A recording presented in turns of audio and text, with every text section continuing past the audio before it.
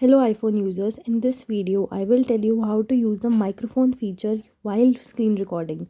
So what you're going to do is go to the area where you get the screen recording option, right? Either in settings or in this area, right?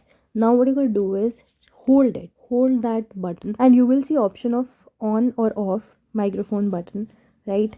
You have to tap on it. If it is red in color, then it is on. If it is not, then it is off, right? So here we can screen record while using the microphone feature on your phone, right? Whatever you speak in your microphone voice but outside, it will be recorded with the screen recording, right?